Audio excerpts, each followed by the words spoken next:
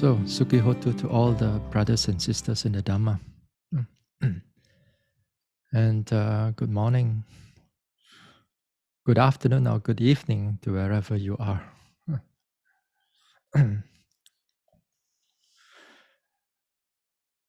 Today's talk, I was thinking of to bring about those things that we practice during the meditation, and try to translate it out, or try to pull some of the principles out into our times that we are when we are in the difficult times. Yeah. So it is important that we able to bring ourselves up or out from our difficulty, at least mentally. Yeah. So a number of things for today I'm going to share regarding from the Vipassanā perspective, and then we bring it out to our everyday life. Of course, within a talk, we cannot able to cover everything.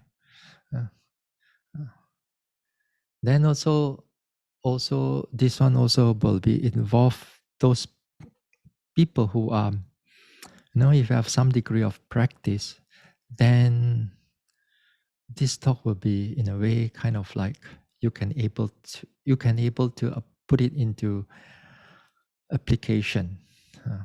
But those who have not started with Vipassana, then perhaps this talk may give you the encouragement, give you the inspiration that perhaps in the future you may able to start this Vipassana, and hopefully be able to develop and progress further in this path of the Dhamma.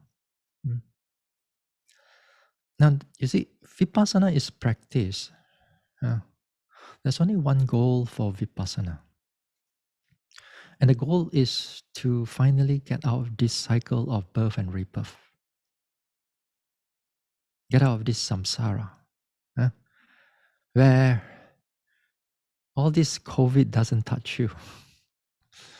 All this difficulty don't touch you anymore. Because here the whole mind and body is extinguished. And it is important for us to understand that particular goal. Because if you don't understand that particular goal or that main goal, then when you are more interested in all the secondary goals, then it'll be a problematic. Then you won't go very far, actually. Because when you are contented with all the secondary things, then you will not go far. Now, but the thing is that today, I'm not going to talk about Nibbana. I'm not going to talk about all these things. I'm going to talk about the secondary goals. I'm going to talk about those things because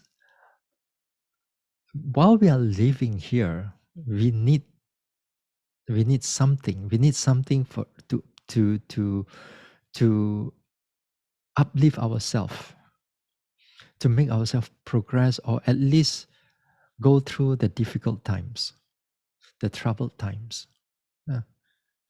So here I'm looking at the secondary goals.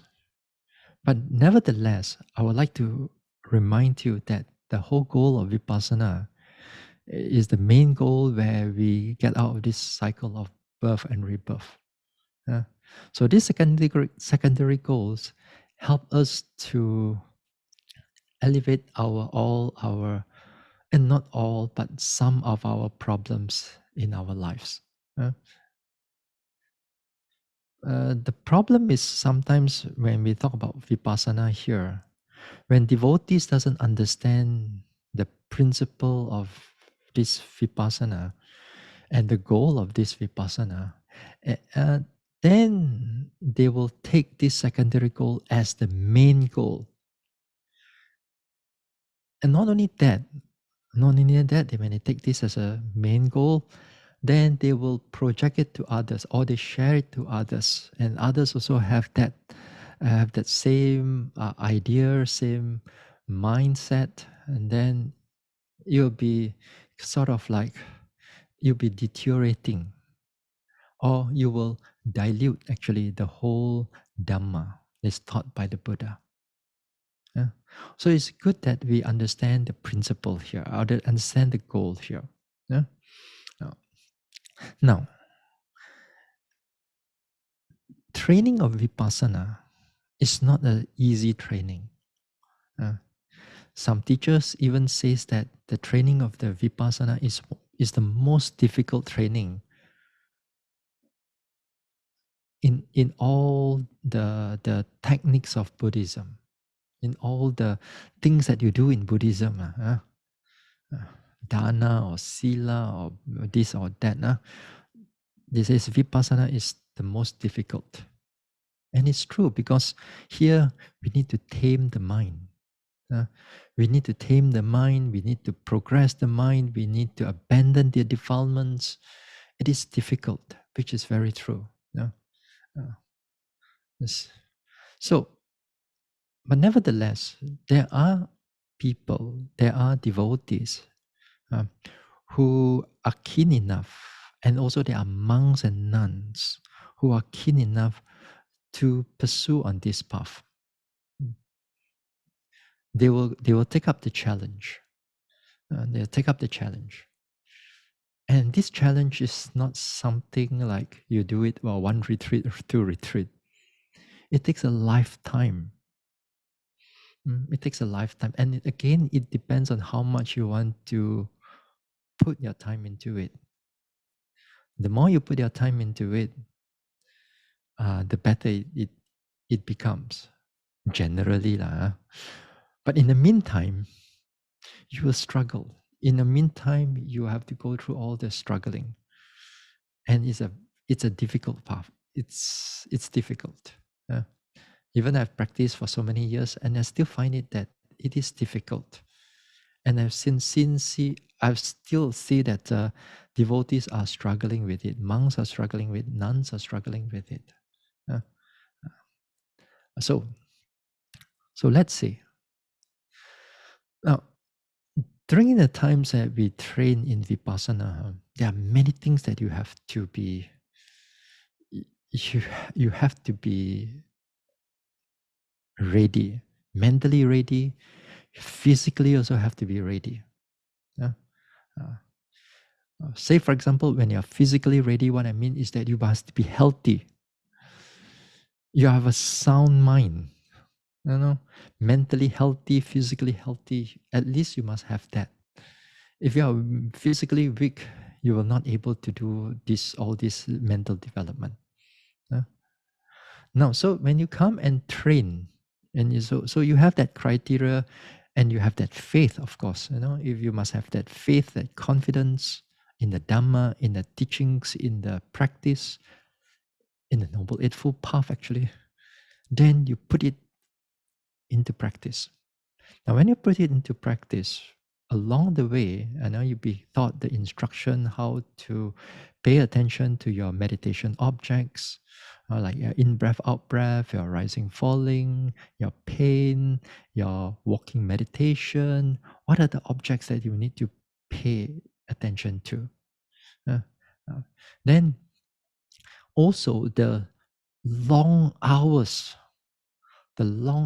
of training that we train from like 4 o'clock in the morning, the moment that you wake up, until like 10 o'clock in the evening. Uh, 18 hours per day, 6 hours for you to sleep. This is how much a yogi, a meditator has to train when they're going into an intensive retreat. So some of us may think that, wow, this is so difficult, but this is the challenge. Yeah. Now, while we are meditating, we try to develop this meditation, then then you'll be bombarded with all kinds of hindrances, all kinds of defilements to block you from going through. And then here again, we also train ourselves to overcome them step by step. Sometimes we fail, sometimes we get caught into it, sometimes we can pull it out, and then we keep on pushing and not giving up until the the time over for the retreat. Then after that, we plan for the next retreat to come back again and to keep on pushing and keep on going. Now, in the meantime, while you are doing all these things, if you do not know how much you progress, you do not know where you are, in fact, in your meditation also. Uh, it's like a kind of like a you're going through a like you go through a big jungle. Then once you enter into the jungle, and then the canopy and the trees, and it all looks the same. Nothing have like a special signature or special landmark for you to take notice. Uh, so Vipassana is something like that. You go into it, and then you really do not know.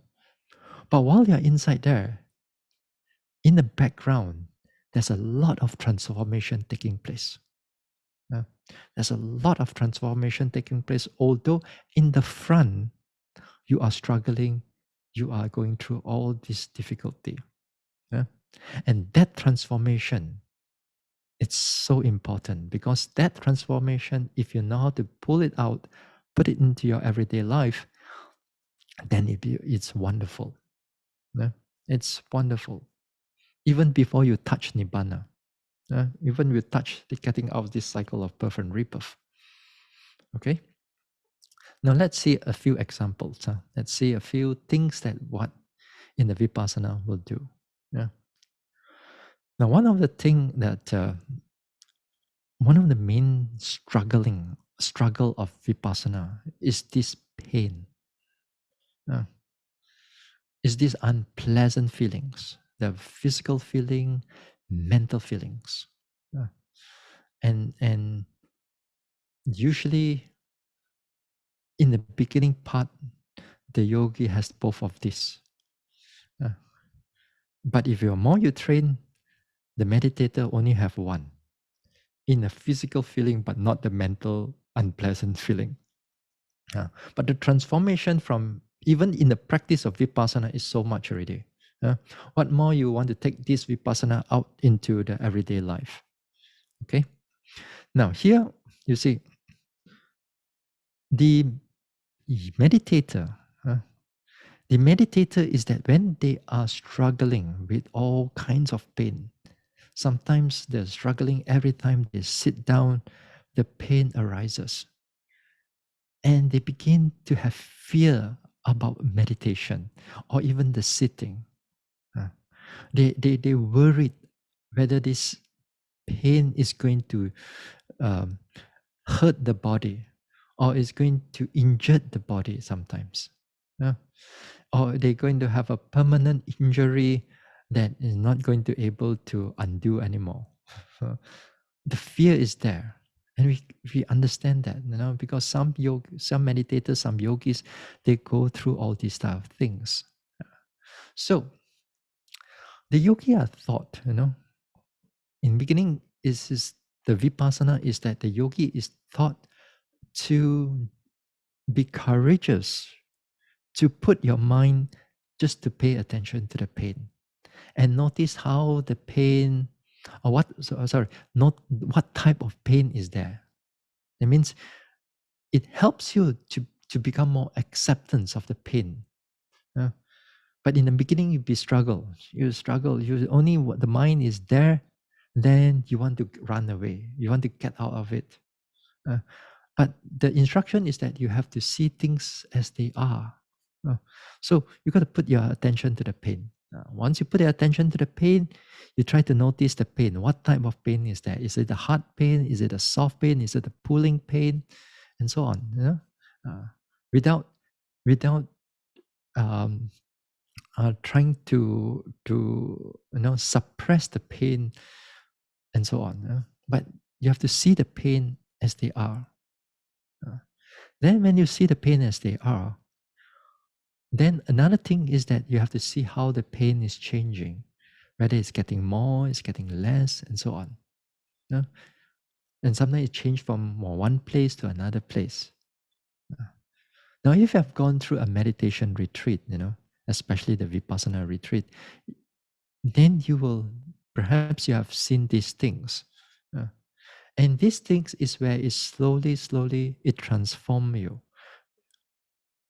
In the background, you don't see it, but in the foreground, in the front, what you'll notice is that you can able to withstand the pain for a longer period of time. Yeah?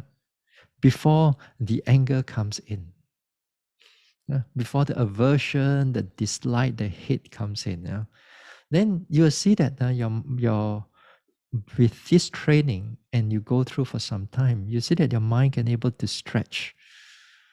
Your, your meditation can stretch for a longer period of time before you snap, which is already good, because in the beginning your time is just maybe 1 minute, but this time you can able to stretch longer, 5 minutes, 10 minutes, 15 minutes, 20 minutes, 30 minutes, 40 minutes, 50 minutes, 1 hour. And this is good. And this is wonderful. And you do not know how much transformation is inside there is already changing. Yeah? Because that, first of all, during in the meditation is that in the beginning part, when you notice the pain, the anger, the anger and the desire want to change the position, want to do this and that is so strong. It's so strong. Your mind is not tame. It wants to do other things rather than staying peaceful and quiet, although in the midst of pain. Then, with the more the training that you have, the mind can able to stay with the pain for a longer period of time. Now, that is where the first transformation, a very clear transformation, is taking place. This is where when you bring it out to your everyday life. When you bring out to your everyday life, this is where you can able to have more resilience, more staying power when you are going through a troubled times, like right now in the COVID time. The COVID time is already not too bad already. But if we are going into a war, you don't even have a shelter for you to stay at home or work at home. That time you have to run. You may not even look for food. I mean, you might not able to have food on the table because you may not even have a table. You have to run. You have to pack your bags and run. You may not have a home to go back to. You'll be seeing more this one than what we have right now. Although right now for a lot of people there's a lot of fear and a lot of worry and a lot of financial worry. You have a family, you have children, you have your career maybe affected. So all these things we are going through a difficult times. But sometimes also, not only that, we go through our loved ones pass away, perhaps due to COVID, or due to sickness, due to cancer, or due to old age, friends or family members. Yeah. We go through a lot of these troubled times while we are still alive. Now, this is where the training of Vipassana becomes so much more so important at this juncture. You see,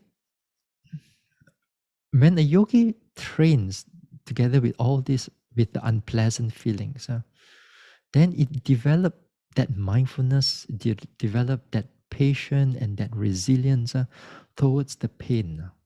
And pain is unpleasant feelings. So when you bring it out to their everyday life, in short, the mind can able to withstand the difficulty of the everything, of the whole situation that you are in, before you go into all kinds of fear and panic and uh, worry and regret and so on.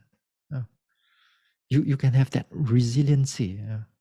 And that resiliency is so important because for some people, if that we know, even that I know of, that because of the mind is sort of weaker, when these difficult times coming in, the mind doesn't have that buffering power, it doesn't have that resilient, it cannot able to tahan, that before that the mind will quickly goes into anxiety, into a lot of fear, a lot of instability, emotional problems.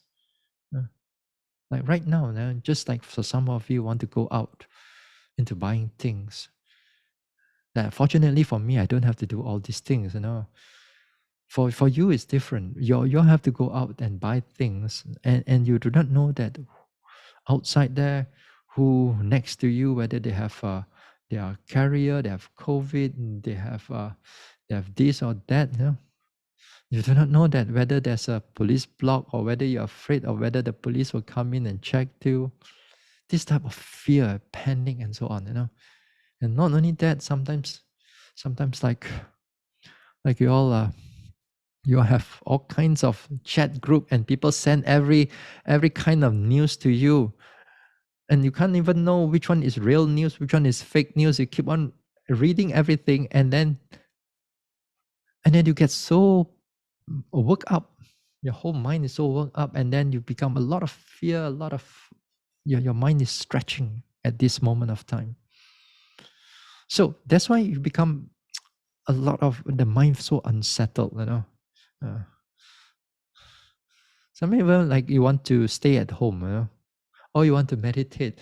But you be thinking of whether you have enough food or not. And go out how? Where should I go? This place closed. What time should I go? What time should I come back? All this type of worry and so on that you have to go through. And we can understand that. So the mind is not settled. But then, whether you can able to have that resilient power so that your mind don't go into more and more anxiety.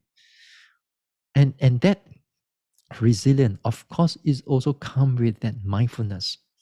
Yeah? It comes with that mindfulness in the sense that your mind able to detect that the anxiety is arising. It's this, that overthinking is arising. That's sometimes in the chest there's a tension in the shoulders. The whole tension is coming up due to all this worrying and sort things like this. Then with the mindfulness is there, and with the mindfulness is there, and the previous training that you gone through in the Vipassanā, then that mind has that resilient power. That means it can able to stretch for a longer period of time before you go into all these type of things. And it's usually, what if you can have that long period of time, usually from somewhere in the middle, you already go out already, out of this, and your mind is already out of it. So if you have a very short fuse only, then a little bit, then you go into it. A little bit of fake news, a little bit of do not know what news, but we should think you're right, you already go into anxiety. Uh, so all these things is happening right now. What more if we are in a more difficult times? Uh, uh, so therefore, the training of this Vipassana, when it comes to, especially when the unpleasant feelings, then it helps you to go through whatever unpleasant situation that you are in. Even though when you go through a death, also the same thing. Even in death, Even in not your death, but your loved one pass away, and there you can able to have that mind that can able to settle in the middle. You're not in the sense that you are not happy. Maybe somebody you don't like one, I can't say lah, but your loved ones, maybe you love the one that you love, then the more often than not, our mind goes into sadness, into regret, into a lot of lamentation, and that is actually is not very good because that one's connected with unwholesome state of mind. Then here, with the training of this pain also in the vipassana, then it brings you right to the middle. You have that the mind is more staying in the middle, in the balance, in the center, that your mind can able to accept death better, just like you can able to accept the pain as you go with the training better over time. So the same thing when it comes to this type of death, the mind can able to settle, able to accept. You feel the loss. You don't not to say you don't feel the loss. You feel the person is not there. Yes, but your mind is not goes into all kinds of wrong thinking and so on. Because I've seen people who are very attached to their partner or to their certain things. Over time we see that their mind is always going back to the past, that when they are together, when they are, or even their dogs also the same thing. The dog pass away also cry buckets of tears. Uh, you see, here we don't realize that now. A lot of us, we don't realize that when we fall into all this type of state of mind, we go into a lot of unwholesome mental states, and then the whole mind is always fluctuate now. Now, since we are still a putujana, or most of us are still a putujana, maybe one or two, maybe who knows, enlightened. But if you are still a worldling or putujana, doesn't mean that there's no sadness. There's no worry or no restless mind or so and so on. You still have. But even then, when you go inside there, you only stay for a lot shorter period of time. Then only you already goes up of it, and then your mind goes into middle or goes into joy. In that sense. Uh, so, so the thing is that now when the training of this pain, that it helps in the everyday life. That even when you come into anxiety, you come in a very short time, and you know how to pick yourself out. And not only short time, but it doesn't go deep. It goes somewhere a little bit, and then the mind knows how to climb out from it already, from the pit. Here, for those people who have not trained, a lot of times when your mind goes into all these things, it will just like keep on sliding down and down and further and further and further. And then sometimes it's difficult to overcome those things. Uh, but of course, here like BGF also, they have this emotional support. They have this like other places also, they have befrienders and so on. They help you to cope with this type of situation.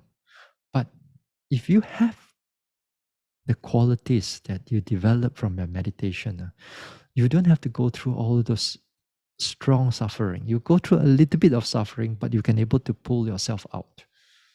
That's why it's important that we understand the development of this vipassana, and it's very helpful. You have, not to say you have no suffering, but you have less suffering compared to before, compared to the past, and that is so important. That what we see for myself, and also I've seen many yogis that have gone through this development. after some time. But don't, again, as I said, don't expect that just one or two meditation that you've gone through, then you expect everything is well and good, It takes time. The problem is right now, there are also teachers who completely say the opposite of what I'm talking about. Monks or nuns also, they spoke there. Nowadays they say that, why you go meditate? No. Sorry. Go meditate is very good. But why are we going to see all this pain? Life is full of pain already. What for you want to go inside there?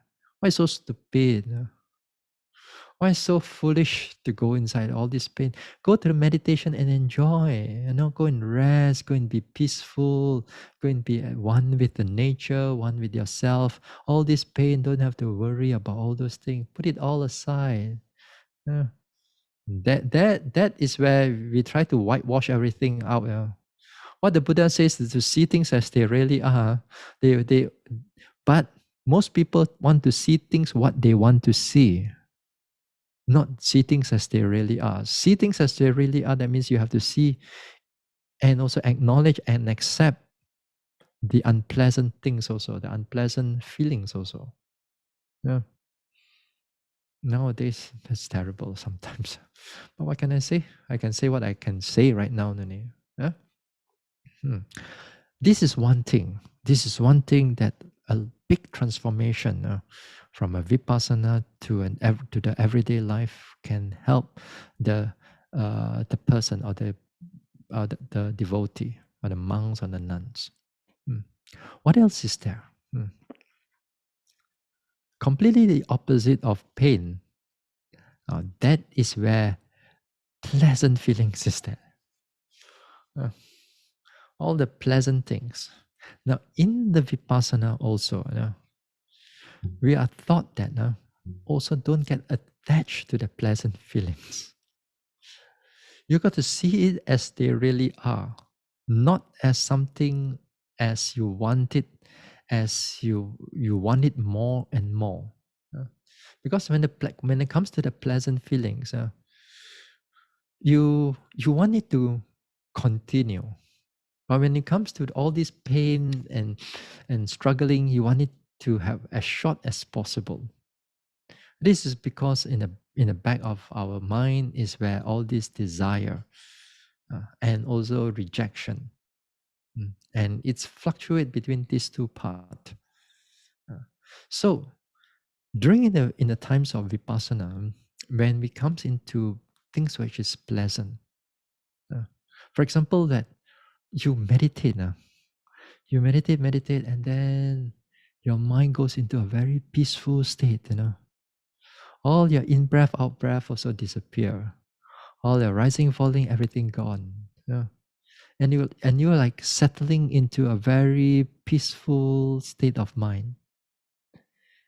And yet you don't even know that you like it, But it's the back of your mind is already you love it already. But right in front that you just want to rest there. While you're noting it, you just want to rest there, be peaceful and so nice. There's no thinking, no sleepiness. The mind doesn't wander off, and it's peaceful. And you can sit there, and you sit there for an hour or 2 or 3. Then you get up as if like after that you feel like you're floating on the air. When you're walking also you feel like you are floating like that. When everybody talk to you, it's like you can go through from one ear, come out from another ear. Everything doesn't really register. Feel so good. Then after that, in the next meditation, you want to sit, you want to do, then you keep on looking for that peaceful mental state. Your in-breath, out-breath, you don't want to see. All your meditation object, you don't want anymore. You just want that peace. Immediately you sit down, you want the peace. Once you get the peace, you feel so good. Then again and again, after sitting, you want that peace. What do you think is that? You think you have improved?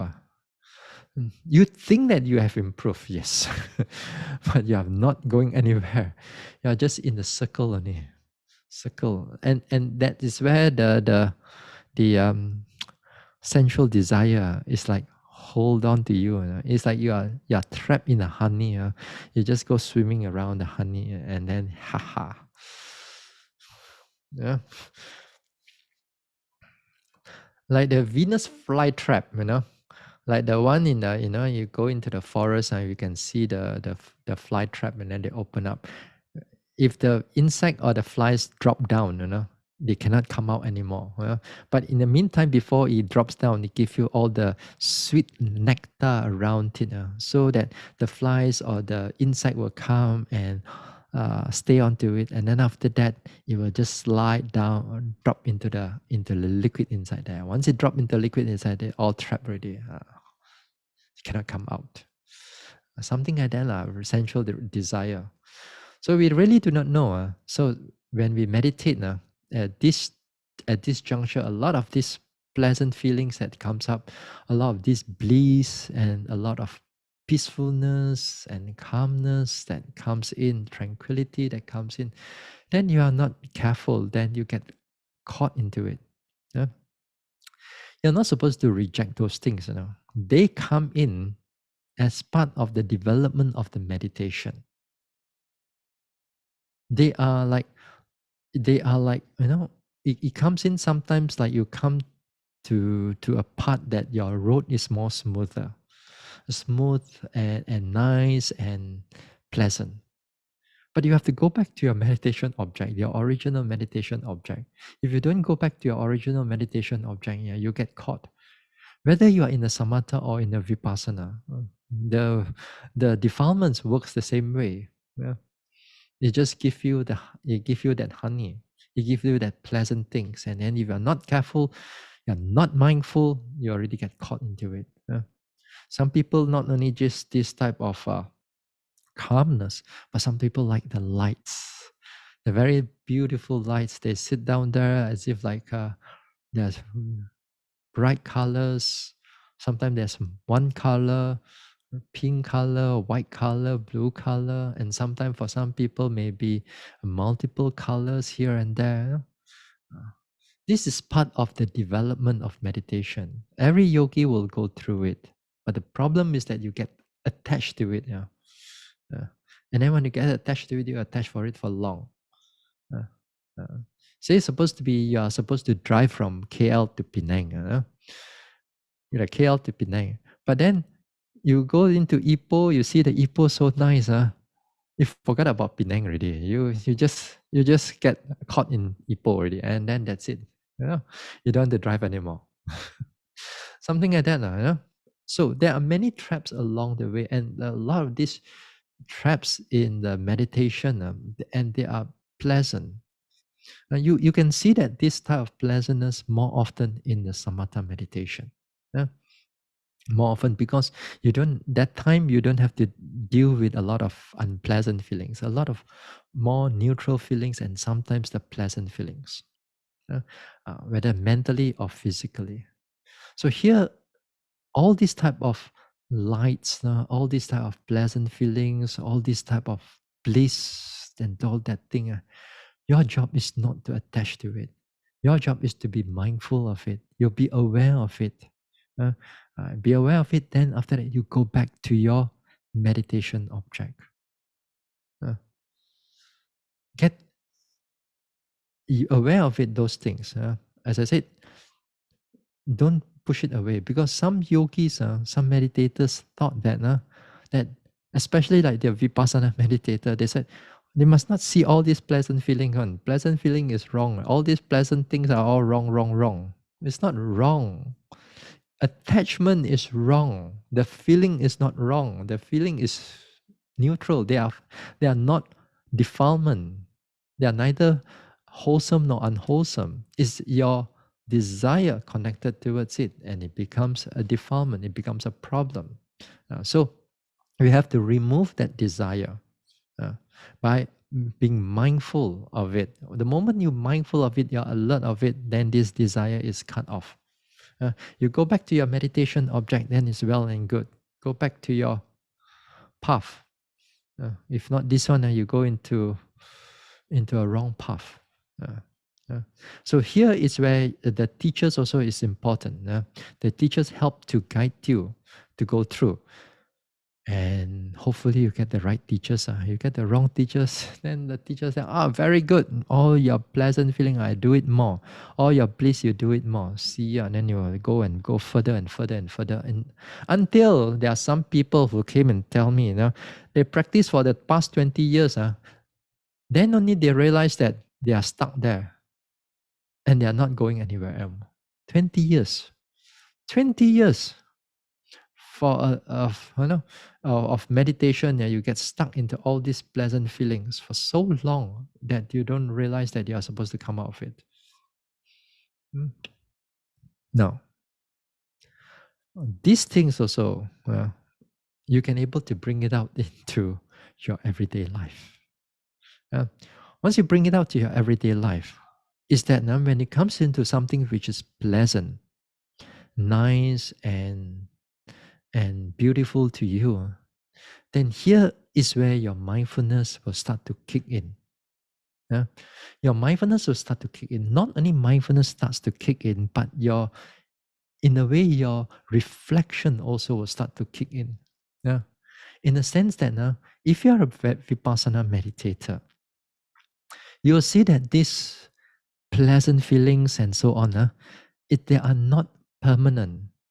After all, they will come, they will disappear also.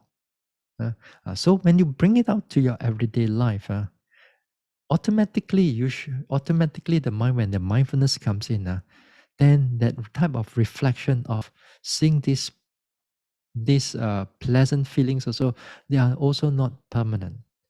It gives you joy. Yes, it gives you joy. Not to say that it doesn't give you joy, but don't be not so attached to the joy. Not to say we are zero attachment to the joy, but we have much less attachment to the joy. You know. Uh, then here it's also become very helpful. It also develops that contentment. Like it develops the contentment on the things that we have. Yeah. So let's say you are going through internet and so on, and then advertisement come out. You watch your YouTube video, advertisement come out. You scroll through your YouTube, you watch your YouTube or your Facebook, advertisement come out. Sometimes you scroll through the Facebook, advertisement also come out, and they know what you want. Sometimes this internet thing, you're searching for something, in your Google, let's say. But after that, when you scroll through your Facebook, you can see that some of the advertisement in Facebook knows what you want, and then they'll show you a number of things. Yeah, yeah. Because all these things, they kind of like your information is being thrown around here and there.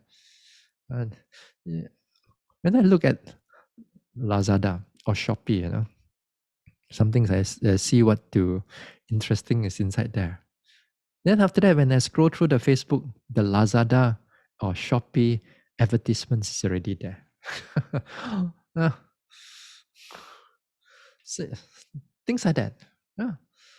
So if you are not careful, then they show you things that maybe things a bit more better, nicer, and you still have a very perfectly working, perhaps a shoe is still working and so on. But the advertisements will show something much more nicer. Oh, sim bei tong sim keep on wanting already. You see it once, and then the advertisement, they are very good. They not gonna show you once, because next time you come back to the Facebook again, they show you the same advertisement, and they show you the same advertisement, and they show you and they say, more enough, baby you will start buying already. The mind the mind cannot settle because it will keep on wanting and wanting and wanting. After that, sometimes you buy already, you regret. No need to buy. I buy so many. I already have already. You buy some more for what? Because the heart, because the desire is there. You cannot be contented. Anyway, that is where the vipassana comes in. That is where the controlling of the mind comes in, the taming of the mind. And the taming of the mind comes with mindfulness, with that contentment. Together with that mindfulness and contentment, it comes in. It says, well, I don't need all these type of things. Unless perhaps in the future, if I need it, perhaps they remind you perhaps in the future. That is a different story. But if you keep on doing, if we keep on bombarding you, and if you don't have that strength of the mind to stop your mind from going further, then it'd be a problem. Uh, so too the same thing. Sometimes like food or like this and that. Now, of course, I'm not saying that you should deny everything. I'm not saying that. I'm saying is that you must know how to know your limit. You must know how where to know your limit and how much you need and how much all the rest of the things that you don't need, you put it aside or you KIV it for future, because some of the things may spoil, some of the things may finish. Yeah. So so so while you have it, then you'll be contented with it as best as you can. Yeah?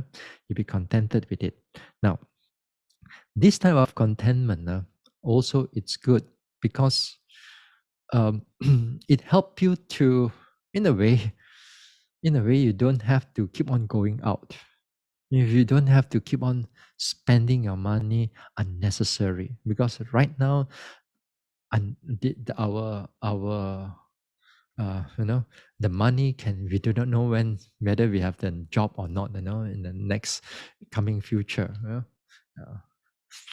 Anyway, this type of happiness, this type of attachment to all this unwholesome, I mean, a lot of these things unnecessary, then perfectly all right. If some of the things in the shops or in the restaurants you cannot able to eat, because of the lockdown and so on, then you have that resiliency. You have the mind is that you can able to, okay, if I don't have that, and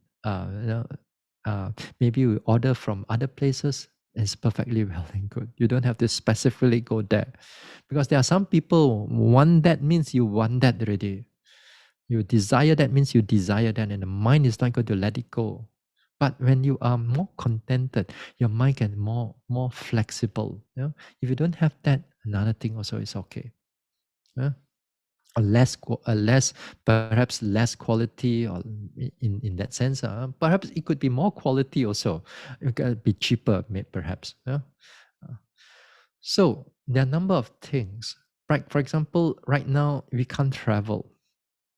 We may not able to travel because of lockdown and so on, but a lot of people have that desire to travel, to see other friends, to see loved ones. Like, for example, like the recent celebration that the people travel interstate, go into all kinds of like, to avoid the detection to avoid the roadblocks from the police, and they go into all kinds of small little road, lorong tikus. All these things, then because of the desire to see each other so strong, then that one, it creates a lot of problem. All these things are because of that desire. Uh, so so here, when we have that desire is when our desire is less, we can still able to communicate with them. We can still able to this one, but due to a certain situation, perhaps we postpone it to a later times when it's better.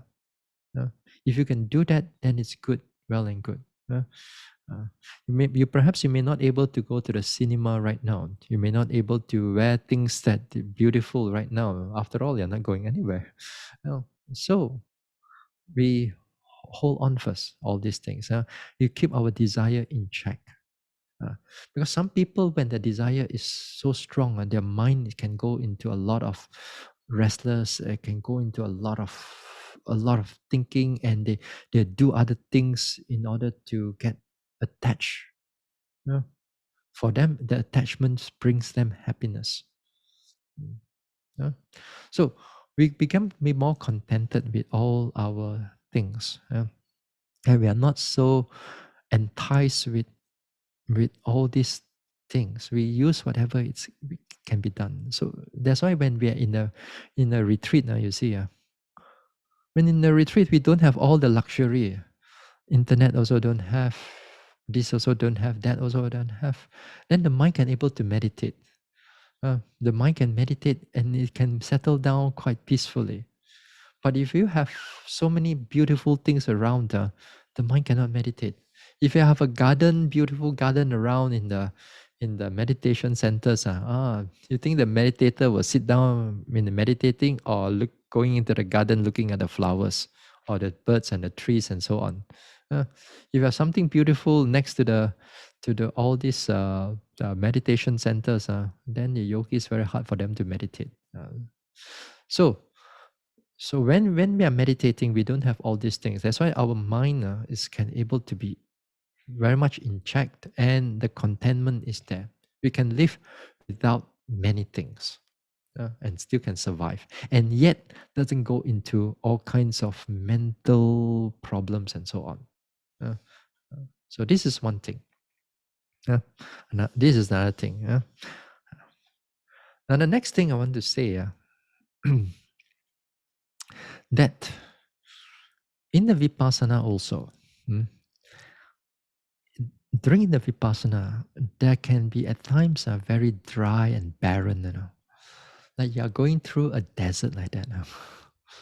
Nothing much. You meditate here, meditate there,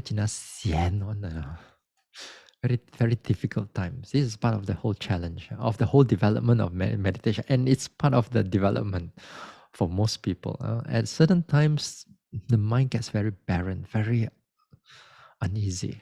Yeah. So during this barren run, sometimes the heart get very dejected. That am I progressing?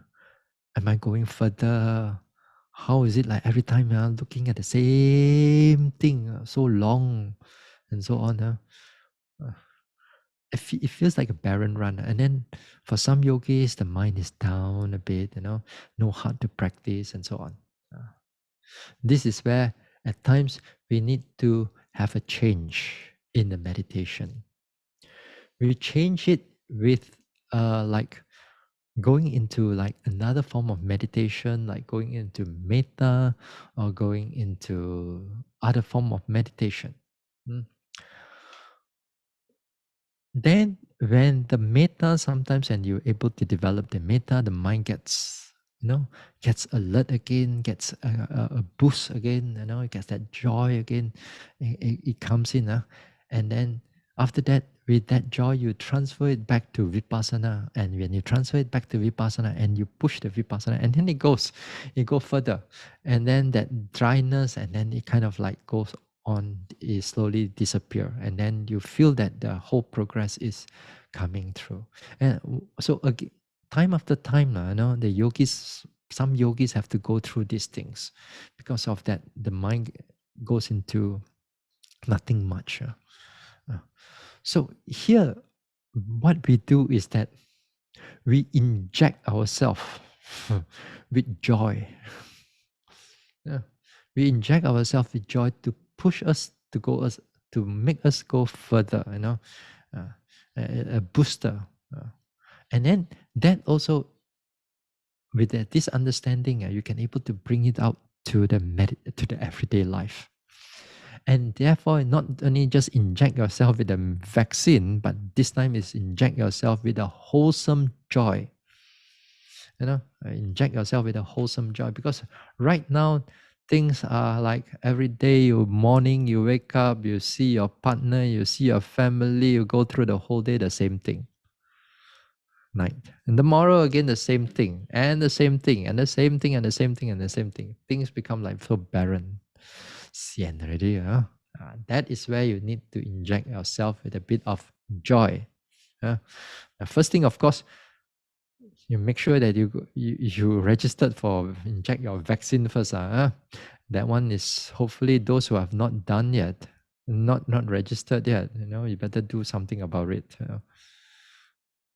But the thing is that here, while we're in the talking about this type of subject, that we need to inject ourselves with tremendous amount of joy, or even sometimes a little bit also, it makes you go further a little bit. It makes your day better. It makes you can able to lift up your mood already. Yeah. Uh, Now, while we are going through the troubled times, sometimes that if although you may have the resilience, but sometimes that resilience is difficult for us. The situation is difficult for us to bear. Every now and then, it's good that we pump in a little bit of joy into it in order for the mind to get out from that state of mind, uh, in order to lift up the mood, to lift up the emotion. uh. So what we do here, mm, here is that we bring ourselves a bit of joy and then a number of things that we can do in our everyday life. Now, one of it is that before we have that joy, we make sure that we must have a good body, at least a healthy body. This time, as when this time you cannot able to go out, but if you can, if any possibility you can, to go out just around your neighborhood to walk or to go a bit of jogging, or whether it's indoor, do some exercise. Don't just sit there and just watch TV, play video games and so on, but do some exercise. Do some exercise that can able to make you sweat. Sweat, and if you can, makes you pant a little bit, panting a little bit. It takes you maybe like one hour, 1.5 hours with that type of exercise. Then with that body is feel good now. Usually the mood is already lifted before you inject more joy into it. So that body has need to a little bit of stretch out and exercise in order for the body to feel good. And this time especially, I think that a lot of people need that. But then a lot of people don't want to do that. They just sit there. Sometimes will keep on working at home, keep on cooking, keep on doing this thing. Do some exercise on your own. That one is important right now. Yeah. Every now and then also I have to go out for walks also, because nearby the back of the peace house here is already a mountains already, and it's good. Sometimes I go up there to have a good walk alone. Yeah, alone. Nobody goes with me, which is good. And the next thing is that what y'all can do is that instead of doing Vipassanā and doing Anapana and so on, this time is to inject yourself with wholesome joy, and the wholesome joy usually comes with three Brahma Viharas, not the equanimity part. The three Brahma Viharas, the Metta, Karuna, and Mudita, and especially Metta and Mudita. Uh, and the better one for right now is actually mudita. Mudita here is this appreciative joy. Now, a lot of times you don't practice these things, but this is one of the one of the four Brahma Viharas, divine abiding. How you can keep your mind in a certain mental state, abiding. And this time is a wholesome mental joy. Mm.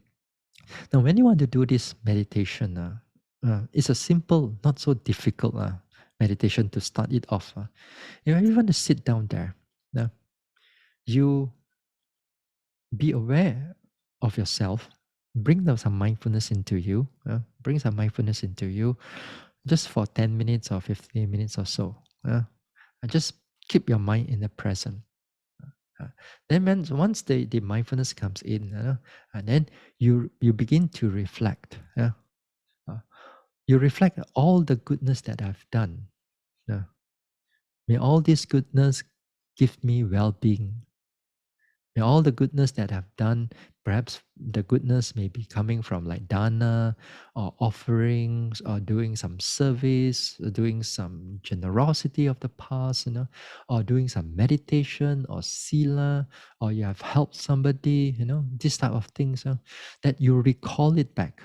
You recall them back, generally as a theme. You recall them back as a theme, and then you put it into yourself that may all these wholesome deeds that I've done, may they give me happiness. May they brings about joy in myself. It's a recalling of all our good deeds here, and then it brings out that joy. Uh, uh, may all the may all these merits that I've done in the past, may all this goodness do not disappear. Uh, may all this do not fade away. May all this able to increase for my happiness and for my support for the further development of the Dhamma. Because you need those things to support you, and you need those things to support you to give you some kind of happiness in the present. Therefore, you can have a better development in the future. Mudita. Or after that, you extend it to the people around you. May all their merits that they have accumulated in the past, may all their uh, may all their merits do not disappear. May all their merits do not diminish, do not fade away. May all their diminish, or may all their merits, may all their goodness and all their wholesome deeds they have done able to support them for their future, for their endeavor, for their progress in their worldly life and also in their spiritual life. So you go through these things, and then you go through more and the people around you, and or the further to the neighborhood, all these people, and to all the beings also, to the animals, to the this one, and then to the people in the country or the state or the country, and then you go further into the world, into the whole world, and then to go to the whole universe, and to go to all the beings in all the 31 planes of existence. So when you do that, you spread them, you do it again and again. May all beings, may all their merits give them happiness. May all their good deeds give them joy. May they all of them be happy, truly be happy. So you have that sincere joy for yourself and for all beings. Then here you are directly inject joy into your heart. And it makes your mind uplifted. And you do it for a while, you do it for a while. Every time, sometimes your mind runs away, just pull it back to where you stop. And then you just keep on continue and continue. And it's wonderful. It just leave you out from all kinds of from all kinds of the daily mundane chores and mundane life that you are going through right now. Sometimes for some people it's depressive, and then here is that you have some joy is injected into your life, and it's wonderful. uh, uh, so these things is one of the things that I find can be very helpful into your everyday life. Now, if you cannot able to do mudita, then you can able to do metta. I think Brother Victor also every Wednesday, and then I think so. They have these metta classes. You can join them, and then develop the metta, and that metta also you have to do, and also it bring about joy. Now, the thing is that when you do this Brahma Viharas, whether Mudita, Karuna, or Metta, you must do it with sincerity. You must really mean what you say, or mean what you think. Like if you mean yourself, may I, uh, may all the merits that I have, may it give rise to happiness. So you got to really mean it. You got to mean it. Uh, may all beings around here, whatever merits they have accumulated in the present, may they be happy. You must truly mean it. Yeah. If you don't mean it, if you just put the lines go through again and again, just repetition, then there's no joy inside there. No, there's no happiness inside there. So this one is very helpful in the times of trouble. Once in a while, you got to do these things in order to uplift your mood. And this is a wholesome joy. Instead of we looking for the joy that comes from eating, the joy that comes from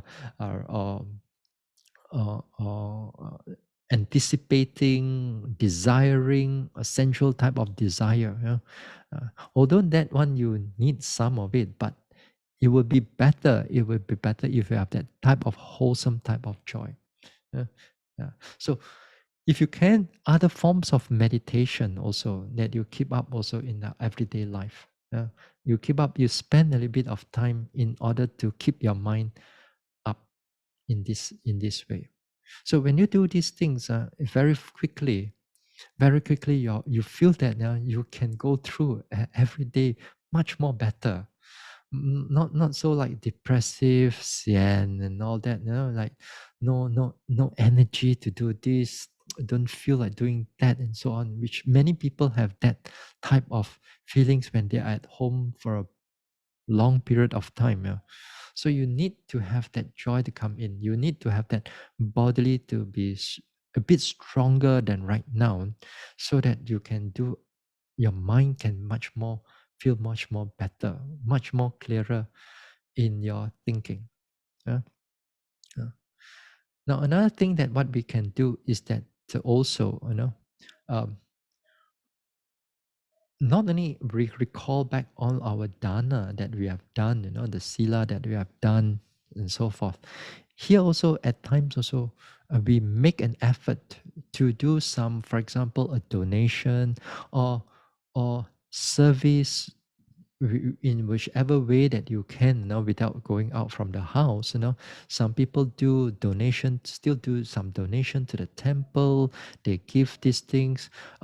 If sometimes they may need of service, sometimes perhaps you may have cooked in your house and then you deliver it to somewhere.